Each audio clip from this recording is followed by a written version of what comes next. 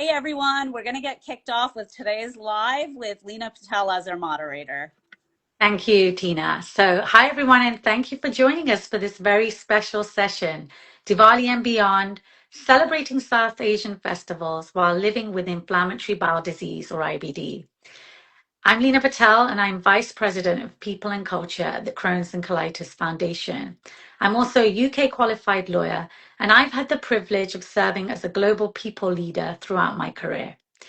So I was born and raised in the UK, where celebrating Diwali was an important part of my upbringing. And I just love Diwali. It's my favorite festival. I mean, who doesn't love a festival where there's firework displays, Indian foods, and gifts and gatherings with family and community? But Diwali, like many South Asian festivals, is all about celebrating light, renewal, and togetherness. And today we acknowledge that living with IBD can make you face some challenges, but it doesn't have to dim the light of celebration. So this conversation is all about honoring cultural identity while navigating chronic illness. And we really today want to ensure that we're providing understanding, support, and a community. This session is also a collaboration between the Crohn's and Colitis Foundation and the South Asian IBD Alliance. So with that, I'd like to start by inviting Tina Aswani-Omprakash, CEO of SAIA, to introduce herself and share a little bit more about our partnership. Over to you, Tina. Thank you so much, Leana, and thank you so much, Dr. Sehgal and Max, for joining us today. I'm Tina, as Leana mentioned so kindly. I'm CEO of the South Asian IBD Alliance, also known as SAIA. We're thrilled to be partnering here today with the Crohn's and Colitis Foundation on this important initiative. Thank you all for tuning in. I am a patient as well and an ostomate. I live with Crohn's disease for almost 2 decades now and an ostomy for a good chunk of that journey. I have faced a lot of different cultural challenges in my journey, and I think it's so important to break down those cultural barriers for our community, and that's why we're here today. Excellent. Thank you so much, Tina. So I'm really delighted to officially welcome our panelists for today's talk. So let me start by first introducing Dr. Priya Sehgal, who's a professional member of the Crohn's and Colitis Foundation. Dr. Sehgal, can you please share your connection to IBD and introduce yourself and where you're joining us from?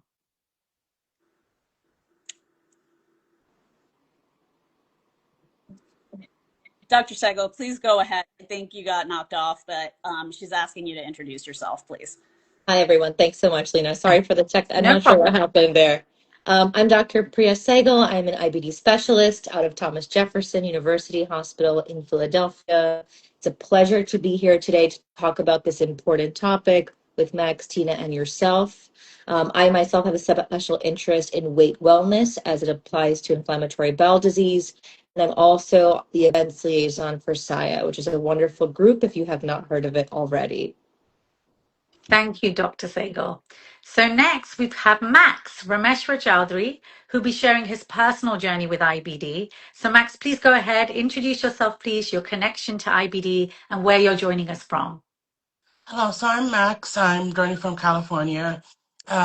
My journey started about 10 years ago where I was diagnosed with UC, and then 4 years ago I got an ostomy. And so I'm connected through SAIA, and I started to advocate with the support that I saw in the community that Tina helped build. And so I really learned that by sharing my story, I'm able to make a difference, and it's been a really big part of the healing as well. Excellent. Thank you so much for sharing that. So now we've met our panelists for today, just some quick ground rules. We want to keep this dialogue respectful and we want to avoid any political or religious debates.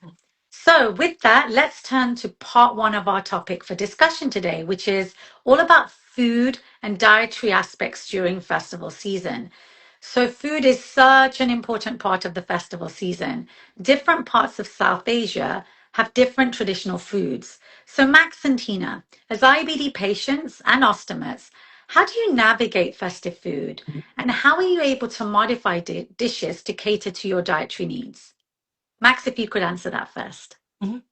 Yeah, I think that was one of the hardest pieces when I was diagnosed because growing up in my home, food is the love language, and that's how people show love. So now being able to eat a lot of these foods were hard, and I struggle with, should I eat the food even if it made my stomach hurt later, just to keep the peace, not to offend anybody? And it took a few years to realize that I was doing more harm to myself, and I needed to find the balance. So it was like willing to have the conversations with the aunties or anyone who was like trying to serve me more food and be like, these are the things I can eat. Maybe we can make one of those. Or another thing I've started to do is I'll eat a little bit at home before going to these events. That way, if there's not much for me to eat, I can still snack on something, not feel really hungry. Or sometimes it's just like becoming creative at how I make this food. So like I love samosas, so I'll air fry them instead of frying them. So that way I can tolerate it, I can enjoy it, and it's like guilt free. And I've had many patients say that they like to eat before events and after. Um, Tina, can we hear from you as well? Absolutely. So this has gone on for me for the better part of 20 years. So it's one of those things that I've had to get used to, whether it's Diwali, whether it's Thanksgiving, whether it's the Sera or any of the festivals they're all celebrating. There might be ethnic foods involved or foods that don't necessarily suit us. And it's been very challenging, especially in the beginning. I really wanted to, come forward and say and speak up. But in my 20s, like I had a lot of challenges telling the aunties or uncles who really wanted me to eat the food that I was being served that I can't necessarily do that.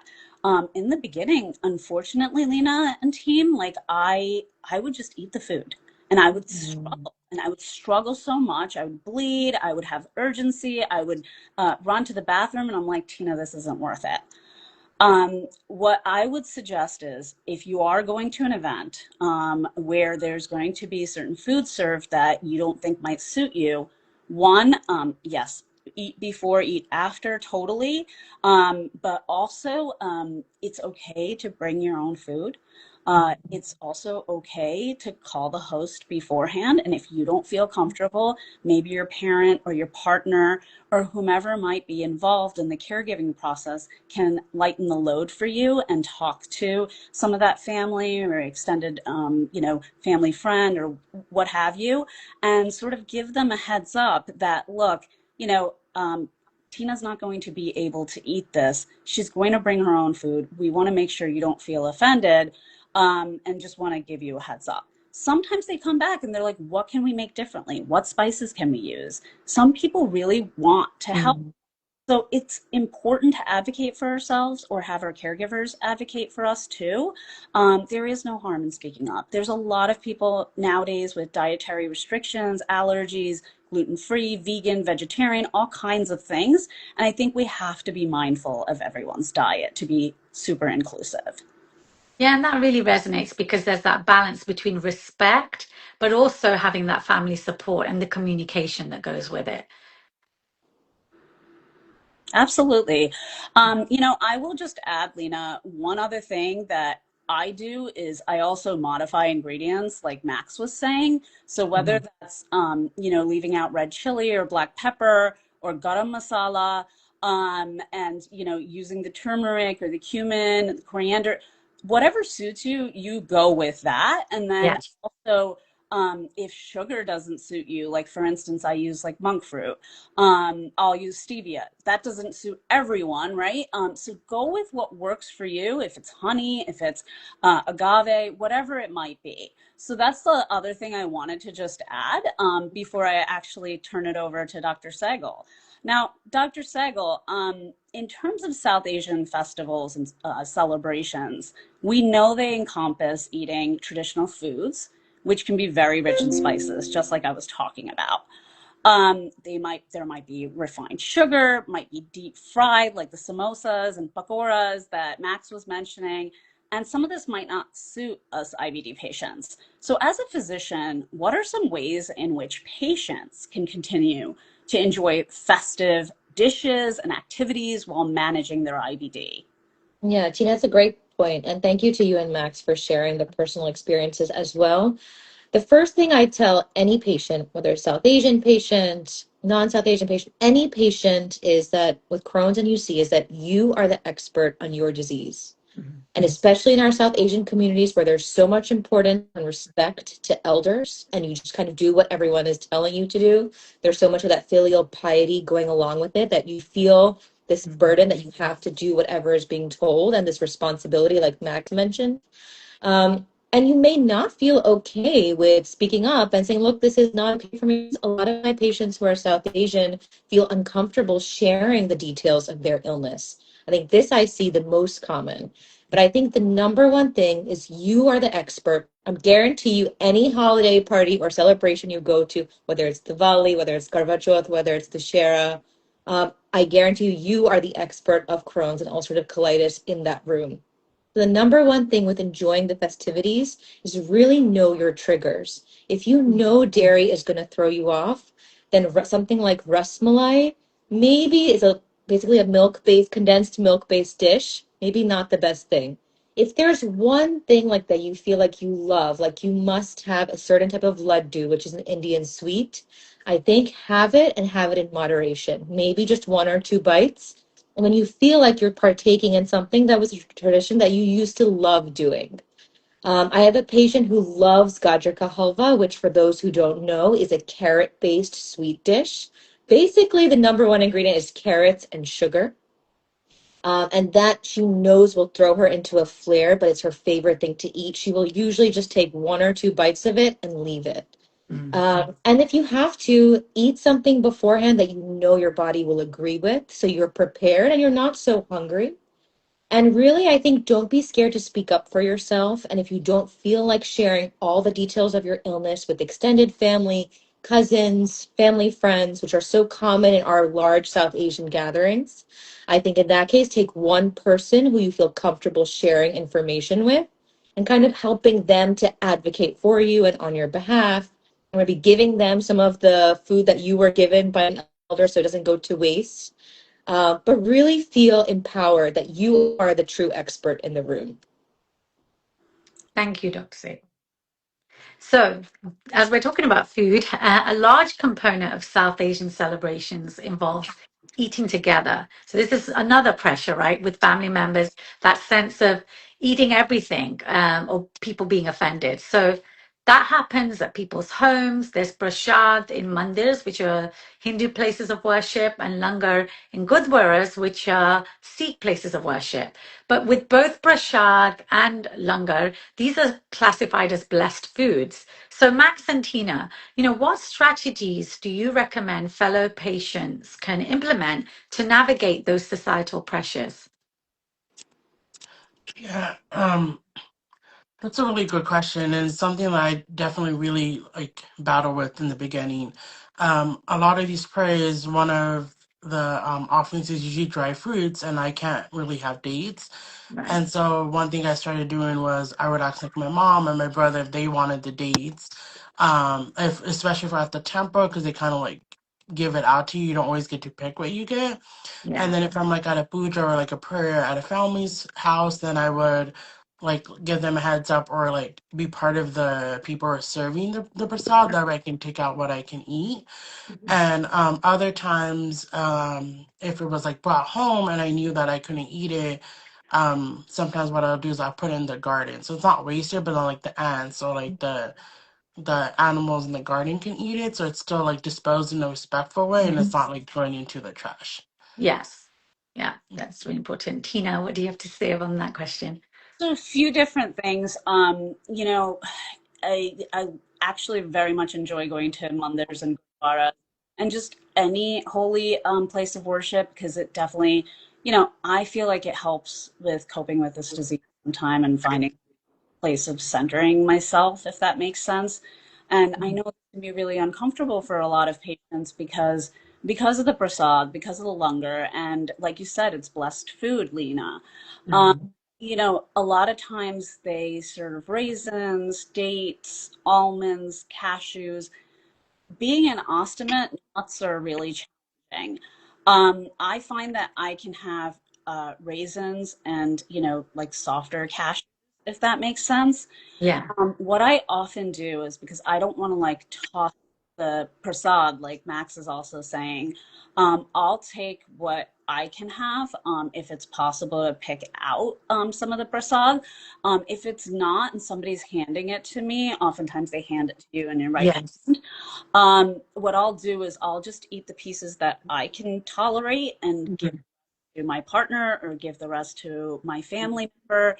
And they usually know in advance that I won't be able to eat all these different things. So that really, that way I know it's not going to waste and that somebody Yeah. else will actually eat it. A couple of other things just about mandars and gurdwaras, langars.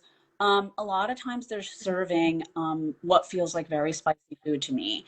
Um, Mm. there might be dal, there might be palak paneer, like the spinach with paneer and different lentils, but there will also be like rice and roti, which is a Mhm.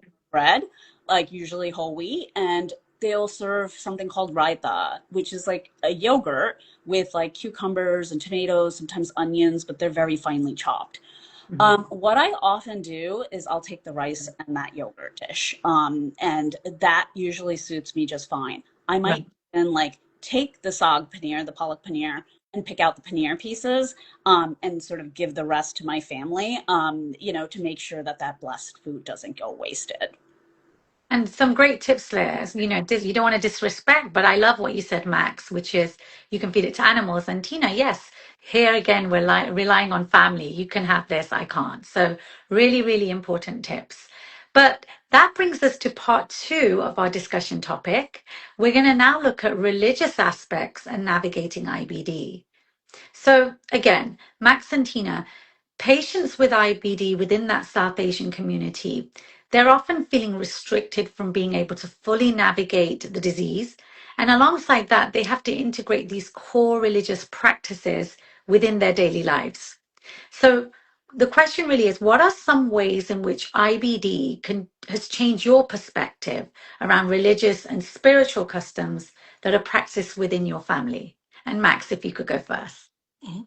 So I think for me, like growing up, a lot of my elders told me that when you do prayer, you do puja, like good things happen because the gods are happy with you. And if something bad happens, that means you've done something wrong, either in your prayer, in devotion, or in your lifetime or previous lifetimes. And for me, it was like in the beginning, I did really feel guilty. I'm like, I must have like done something and I'm not getting better.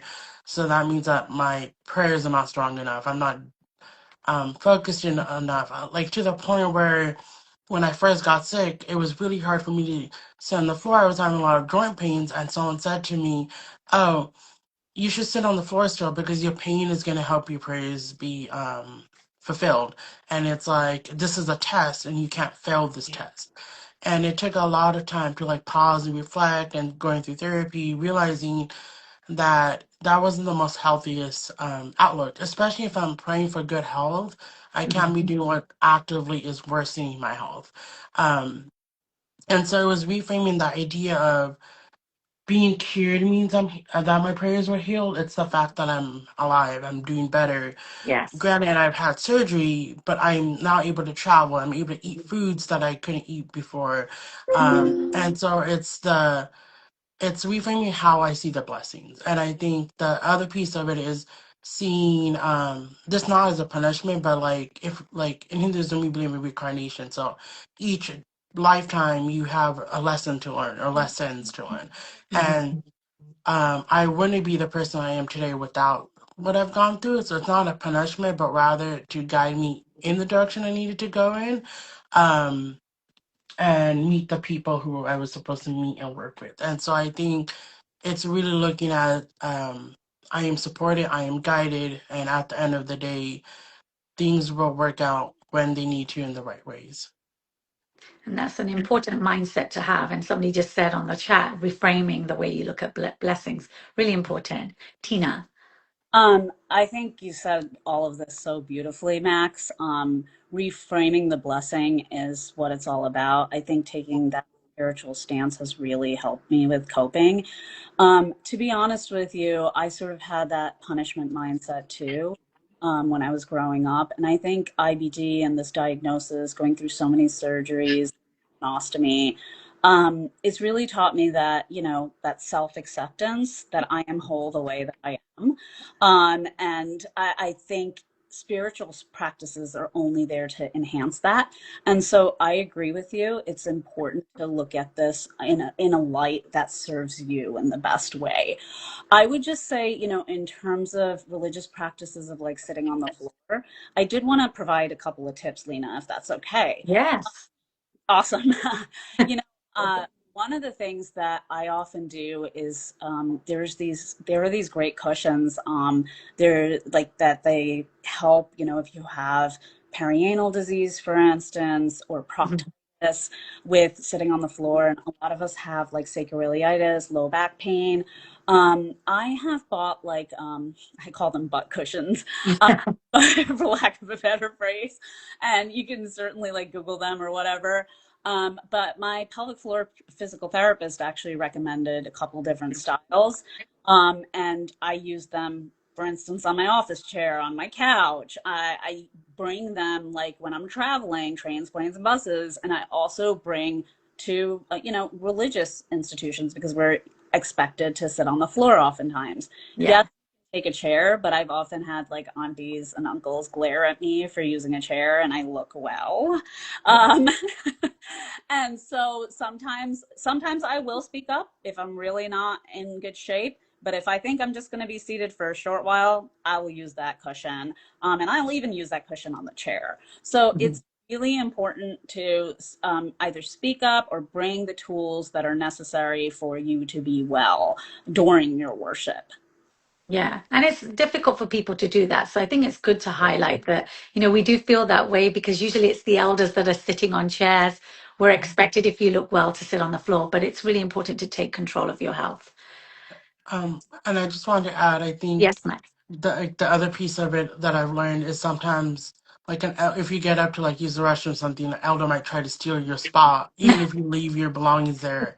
And I had an interaction with her like, but you're young, you should sit on the floor. And it's like feeling comfortable in the fact that like I came early so I can have this seat and like Yeah, I like this is the accommodations I needed and I planned ahead. And yeah, it's being okay with like having like recognize that when you're telling this to an elder, you're not disrespecting them. You're yeah, just letting them know that this is what I need, and it's a conversation. Even if they are saying that you're arguing, it's reminding yourself that you're just trying to have that open dialogue with them. yeah, I'm so glad you brought that up, Max, because even for me, like sometimes going, like if you're at like a Diwali event or any kind of big puja or prayer at a temple or gurdwara, like what often happens is that there might also be lines for the bathroom. Mhm. And a lot of times, like the aunties want to push through and go ahead of me because they think I'm young and healthy. Sometimes I have to say something, sometimes I will say, I'm really sick. I really do need to use the bathroom. Please don't cut out me. And that's been really challenging to do too. So again, it's really important to advocate for yourself. And if you don't exactly. feel comfortable, like I might bring my mom with me or my sister and be like, hey, if someone's pushing back about me using the bathroom and they're pushing ahead of me, can you help me speak about this? Because it's like I know it's hard, it's embarrassing, Mm, but we have to take care of our health. Otherwise, we don't want to have an accident. yeah. That's the other thing that I would recommend too. Mhm. Yeah, and it's important to advocate for yourself and not feel unwell later as well. So there's sort of, again, a balancing act there. So 100. yeah. So thank you so much. Now we're coming to our final topic for today's discussion. And this is all about how to enjoy festival season while navigating IBD. So Yes. So as Tina and Max, thank you so much for all of your comments. And I guess one thing I wanted to add to the Gurdwara discussion, mm, where Tina was talking about some tips with the butt pillow, which I think is great idea. Oftentimes with Gurdwara or mandir or mosque, you're sitting on the ground for long periods of time, as Tina and Max both mentioned, which can be very difficult. But I feel that picking a spot closer to an exit or closer to a bathroom, in Gurdwaras, for example, you do langar, which is a meal entirely served by the Gurdwara staff for mhm, free. and you're sitting on the ground for a very long period of time, difficult to then also consume a meal with everyone. But I think sitting next to an exit or opportunely picking the location where you will be at in your place of worship. I think someone in the comments wrote that they don't go to the mosque for this very reason. So picking a spot where you can take breaks, where you can leave early, where it's not noticeable and you're not feeling disruptive to the prayer festivities, I think is very important, and really planning ahead for that. But then with enjoying the festival season while navigating IBD, so for Tina and Max, South Asian festivals, the focal point is always food. But there are other parts of the celebration as well, including cultural wear, maybe lighting diyas or small decorative candles. Fireworks are a big part of it, rangoli or the decoration we do on the ground. We oftentimes, this is the time of card games like Rummy and Karam. Do you guys have outlets apart from food where you, I know food is a big part of all South Asian festivals, kind of hard to ignore, but do you have outlets that you partake in or other things that you do to make you feel like you're celebrating? Yeah, for me, like I love that you mentioned Rangoli. It's like one of my favorite things to do, and like when I first got sick and I started getting the joint pains, it was like, how am I gonna still find ways to do this? And so it was like learning the balance of, okay, I can do one big like handmade without a stencil, and then the rest of them could be like stencil designs. So then that way I get that accomplishment of doing something that was my creative mind, but also meeting like my joints where they are. Another thing is like when we do our Diwali prayers, we actually like set it up on a table so that me and my parents we all could sit on chairs, and so it's comfortable. No one's like in pain, but it's also like does it feel like it's being disrespectful because like the deities are not lower than our like body level. Um and then another piece of it is like just like putting on like the Diwali music is something that I've like really gotten into, or like making the sweets, like I kind of like made my way into the kitchen. Typically like men like don't cook and stuff like in these events, so it's like I'm like, I'll start learning how to make some of these sweets as well. And so then that way, like when my mom makes like the traditional foods, I can have like one or two items that are like I can for sure like just snack on, and then the other stuff I like have one piece so I can still enjoy it. I think even for myself, I've enjoyed the firecrackers. I know they're not legal everywhere. But also lighting the diyas, putting them around your home, I think is really fun and nice. And decorating your home also in some of the cultural decor that exists out there, that can be really fun, as it is fun even during Christmas and Thanksgiving for different groups of folks, Easter as well. As far as playing card games, that's something I actually really do enjoy, and often do play like with my cousins or family friends and stuff during this season. The other thing, I think just catching up, not focusing on the food and catching up with your friends and family and relatives. Like, let's be real. In today's world, it's hard to, gather with people. And now that we're out of the pandemic, we're starting to really do a lot more of that. It's I think focusing on that connection with Mm. family and friends and that bond that we might have even since childhood is important, to look at outside of just food. And of course, again, focusing on that spiritual aspect is really important to consider as well. Like, it's a time of reflection, it's a time of celebration, it's a time of joy, and just to be with others. It doesn't need to always be about the food. That's what I often say, and that's what I often feel, and how I try to empower myself through these festivals. An important thing there was that fireworks, you have to worry about whether they're legal. The great thing is in the UK, you can set off fireworks wherever you like. I think India also I luckily think have that. Yes. Yeah.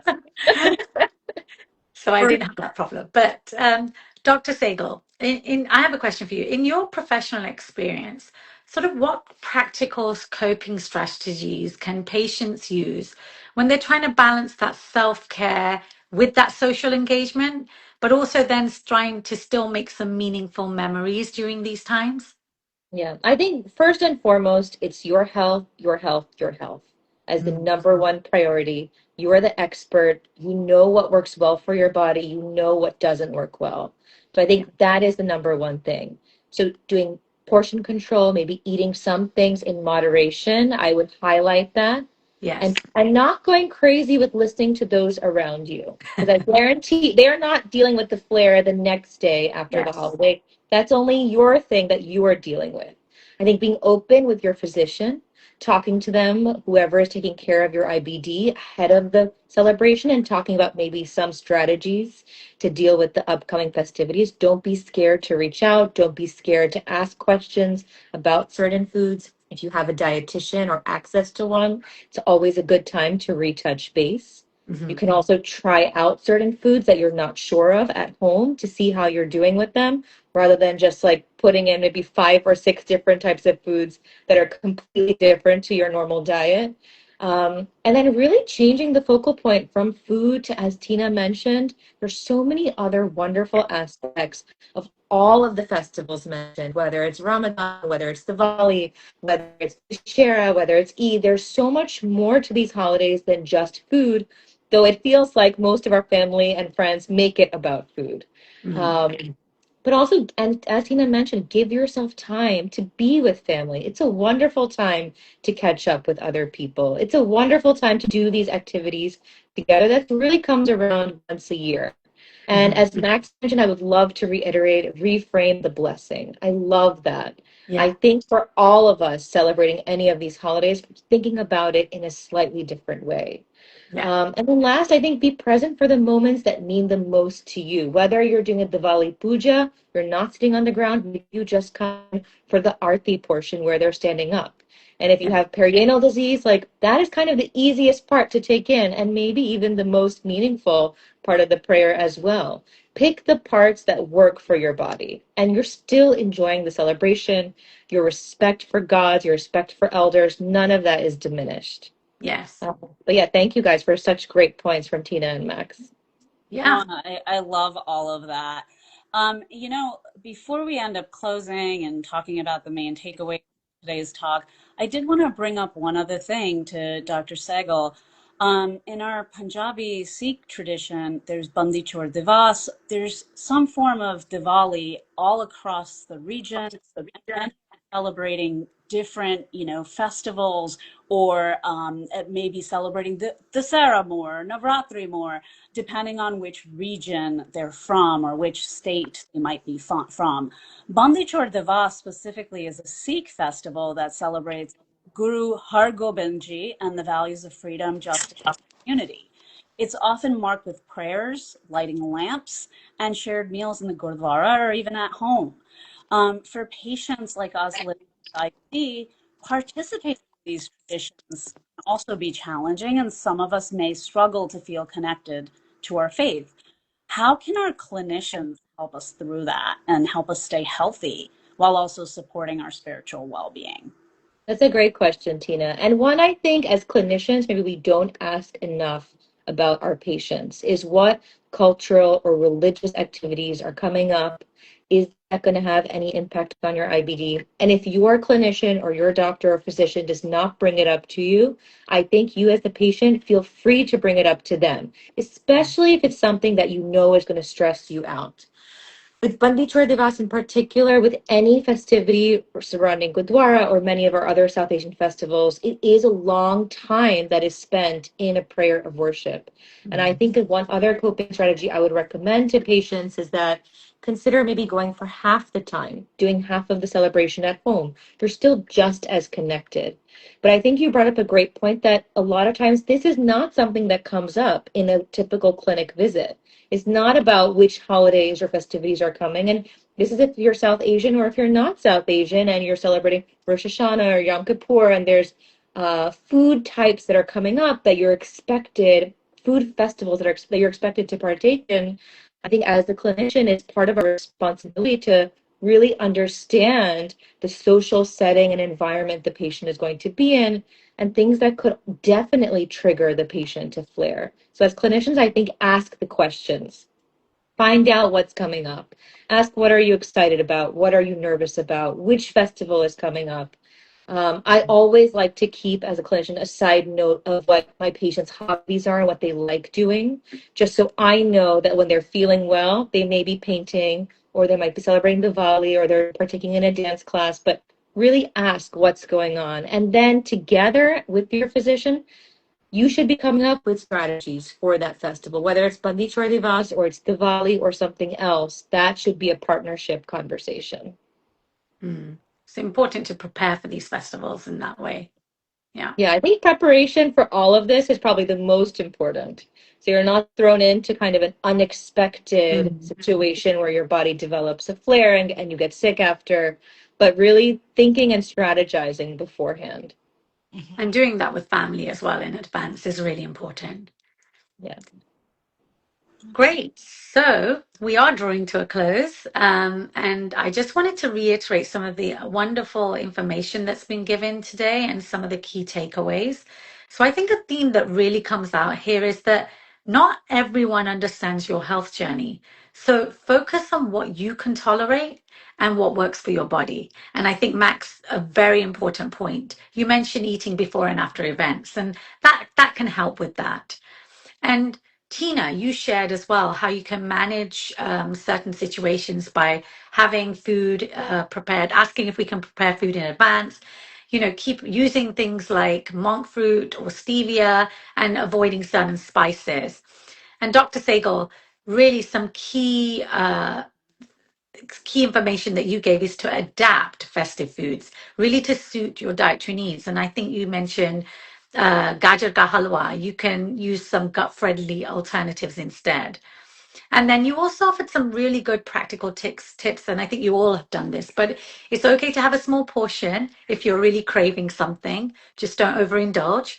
And also having those exit strategies, like you said, sitting in the gurdwara close to the bathrooms, or, even if your energy levels dip, you can come for a small amount of time. You're still spiritually connected, but you have to honor your own health. And I love this one. You can also stay very involved by activities such as rangoli, firework displays, and card games. And Max, again, I really like this one. Prayer, you were talking about prayer. It's really offering strength and clarity. It's not a cure, and it's an important reminder that you made to everybody. So with that, any closing thoughts from our panelists? Tina, love to start with you. Yeah, absolutely. I think you brilliantly summarized many of the key themes and thoughts that we have in our community and celebrating some of these festivals, but also honoring our own health. Yeah.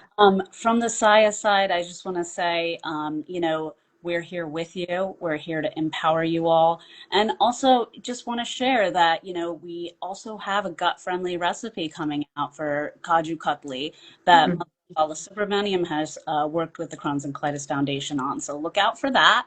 Look out for more from us on this topic and many topics.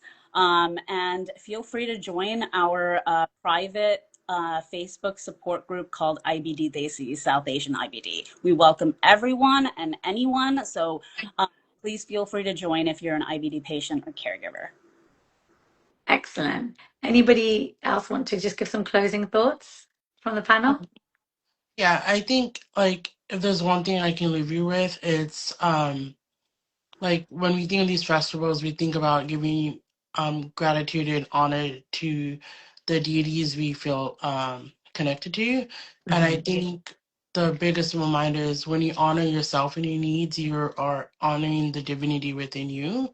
And that can also be like that form of connection. So really like focus on yourself and putting yourself first, and through that everything else will settle on. Excellent. Really good confirmation there. And Dr. Sehgal, anything from you? Yeah, Closing. thanks, Lena. Thank you so much, Tina and Max, for those all the examples, the personal examples you shared with us as well. But I think be present. Number one takeaway is be present for the moments that matter the most. It does not have to be an all or nothing celebration. Just because one or two things bother you doesn't mean you can't partake. And number two, and I'll say it again, you are the expert of your illness. So you know what's best for your body. And I'm excited for the Kaju Katli recipe too. And I think maybe someone posted saying a monk fruit gajar ka halwa, which I'd be excited for a recipe if that's coming soon too. I love that. Thank you so much, Priya, Max, and Leana. This was an enriching experience, and I'm glad to have shared. Yes, Thank you and for I having just me. like to, oh, go ahead, Oh, Max. I was just saying thank you guys for having me. Oh, you're most welcome. But I just wanted to share one closing thought for our patient community. Just a key message from this conversation today is that you're not alone. You know, whether you're flaring or you're feeling strong, there's a whole community walking this path with you. And again, thank you to all of you, our wonderful guests. I also want to give a special thanks to our sponsors, the Helmsley Trust, for their wonderful support. I also want to wish everyone Diwali's 20th or 21st of October, depending on which day you're going to celebrate. But wishing everyone a joyful, safe, and happy Diwali. Diwali ki Shubhkamnai and Diwali and Anutan Varsh Abhinandan. Thank you. Thank you, everyone. Thank you.